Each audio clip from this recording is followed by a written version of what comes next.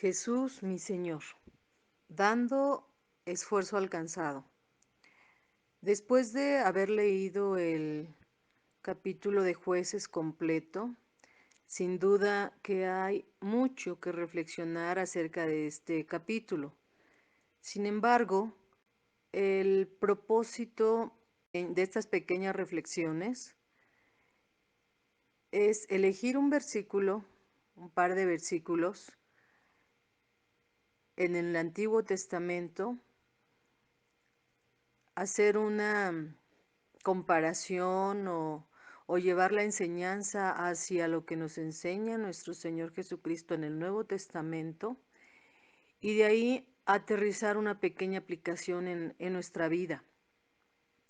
El propósito de estas pequeñas reflexiones es a ti que estás escuchando esto, animarte a ir a la palabra de Dios y exponerte a la enseñanza de Dios. Dios a cada uno, a cada una de nosotras, nos enseña siempre y siempre, aún a nosotras mismas, cuando volvemos a leer nuevamente la palabra, siempre, constantemente, la palabra de Dios que es viva, que es más cortante que una espada de dos filos, nos va a estar enseñando cosas diferentes y nuevas. Mis hermanas y amigas y amigos que nos escuchan, el propósito es animarte a ti a ir y tú mismo llenarte de la palabra de Dios. En esta ocasión, al haber leído Jueces 8, sin duda hay mucho que reflexionar, pero en esta ocasión elegí los versículos del 4 al 6 y a partir de ahí voy a desarrollar mi reflexión. Dice así la palabra de Dios en Jueces capítulo 8 de los versículos del 4 al 6. Y vino Gedeón al Jordán y pasó, y los 300 hombres que traía consigo, cansados, mas todavía persiguiendo. Y dijo a los de Sucot: Yo os ruego que des a la gente que me sigue algunos bocados de pan, porque están cansados, y yo persigo a Seba y Salmuna, reyes de Madián. Y los principales de Sucot respondieron: ¿Están ya Seba y Salmuna en tu mano para que demos pan a tu ejército? Haciendo un poquito de contexto, recordemos en el capítulo anterior que Dios había ayudado a Gedeón a reunir un gran ejército, muchos miles, y finalmente solamente le permitió quedarse con 300 hombres con los que Dios iba a dar la victoria a los israelitas contra el ejército enemigo que constantemente iban y tenían en asolamiento a los israelitas, les robaban todas sus cosechas, los tenían en constante temor, angustia y por supuesto quitaban su alimento, los tenían en una situación muy deprimente. ¿Qué me llama la atención de estos personajes de Sucot, de estos príncipes de Sucot? Ellos eran parte de ese pueblo oprimido. Entonces, ¿por qué razón negarle el pan y el agua a este grupo de 300 que iban cansados, dice la palabra, que iban cansados, pero aún, dice, todavía persiguiendo a aquellos del ejército enemigo que habían escapado?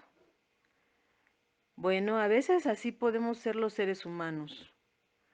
Nuestro comportamiento no agrada a Dios. Nuestro comportamiento no se parece al anhelo de Dios cuando fuimos creados.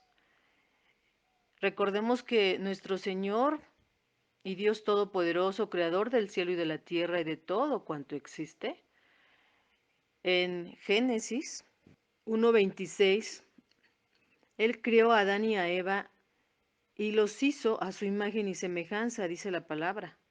Aquí los príncipes de Sucot no me recuerdan a que sean o a que cumplan el anhelo de Dios. Y así sucede con cada uno de nosotros, tristemente. A veces nuestra actitud mientras puede ser muy triste, muy lamentable. Imaginemos la escena. Va Gedeón con su gente muy agotados, cansados, y en verdad, al imaginarla, mi corazón se hace agua. Esa falta de empatía o de sensibilidad que mostraron los príncipes de Sucot entristece. Ahora me pregunto, siempre en cualquier situación de nuestra vida debemos de procurar aprender de nuestro Señor Jesucristo como Él así nos lo dejó escrito. Y me pregunto, ¿qué hubiera hecho mi Señor Jesús en el lugar de estos príncipes de Sucot? En Isaías capítulo 40 de los versículos 29 al 31 dice así, hablando de Dios, Él da esfuerzo al cansado y multiplica las fuerzas al que no tiene ningunas.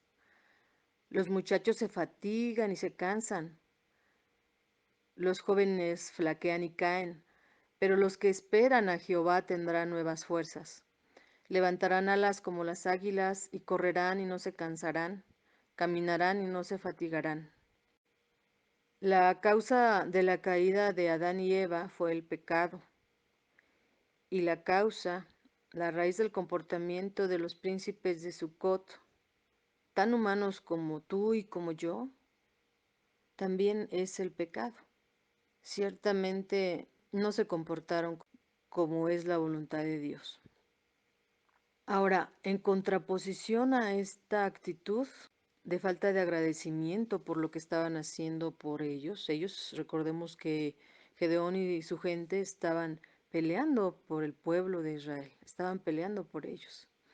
En contraposición a esto, recuerdo a otros hombres cansados, peleando la batalla también del pueblo de Israel, comandados por Moisés en la primer gran batalla que tuvieron en Norma.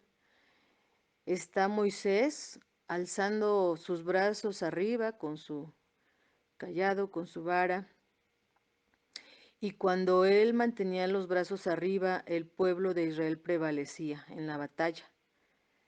Sin embargo, cuando él se cansaba y bajaba los brazos, el pueblo iba perdiendo. Al ver esto, Ur y Josué le acercaron una piedra para que se sentara y uno puesto de cada lado de él le ayudaron a mantener los brazos arriba. Lo sostuvieron en su cansancio, lo apoyaron. Qué hermosa actitud vemos aquí, por ejemplo. Ahí sí puedo ver una imagen de nuestro Señor Jesucristo al procurar el bien de nuestro prójimo. Nuestro Señor Jesucristo en el Nuevo Testamento nos dice que seamos mansos y humildes de corazón y que aprendamos de Él. ¿Cuántas veces con su ejemplo, con su vida misma, como decíamos en una reflexión anterior, nos enseña? Por ejemplo, en el capítulo de Lucas 6, versículos del 27 al 36, Él nos ayuda a pensar de qué formas podemos ser semejantes a Él en cuanto a nuestro trato con nuestro prójimo que nos necesita. Aunque sean o no de nuestro agrado. Para los de Sucot, ¿acaso Gedeón no era el líder que ellos querían que los dirigiera? ¿Qué les molestaba de Gedeón? Ciertamente no era su enemigo, pero Que Dios nos ayude a tener amor y misericordia. Y fíjense, a veces siempre decimos, bueno, yo voy a dar al que lo merezca. Pero nuestro Señor Jesucristo nos invita incluso a ir más allá, a ayudar sin esperar que se nos regrese ese bien, a ayudar incluso aunque la persona no lo merezca. ¿Se acuerdan cuando está a punto de morir, está agonizando en la cruz y él mismo en esa agonía más profunda, aún así, ora por aquellos que lo habían lastimado y que no merecían a nuestros ojos humanos el que él orara por todas esas personas que lo habían llevado a la muerte? Sin embargo, él nos da un gran ejemplo de amor y misericordia y en esa máxima agonía ora por sus enemigos, ora por aquellos que lo lastimaron y le dice a Dios, perdónalos porque no saben lo que hacen. Y es verdad, si lo pensamos un poquito, cuántas veces hemos caído en errores, en faltas nosotras mismas, con inconsciencia quizá, a veces con la premeditación, pero a veces hemos pecado aún a pesar nuestro sin darnos cuenta que lastimamos a alguien. Y ya después de tiempo, de acuerdo a la experiencia de vida, situaciones que no conocíamos, nos damos cuenta que hicimos mal y el Señor nos ayuda a ponernos a cuentas con Él. Yo le ruego a Dios que nos ayude a aplicar lo que nos enseña nuestro Señor Jesucristo en Lucas 6, del 27 al 36, que, que dice que demos cuando alguien nos pida aún más. Si nos dice alguien, ayúdeme a llevar mi carga a 1 milla, le ayudemos a llevarla a 2, que si nos quita nuestra capa, le demos también nuestra túnica. Alguien podría decir, bueno, para nuestro Señor Jesucristo fue muy fácil hacerlo porque Él es Dios, pero saben, cuando Él estuvo aquí en la tierra, fue 100% hombre, 100% Dios, claro, pero también 100% hombre. Su sensibilidad al calor, al dolor, a la alegría, a todas las emociones humanas fueron exactamente como las de cualquier ser humano. Y si Él nos dice que es posible vencer al mundo, porque Él ya lo venció, yo le creo.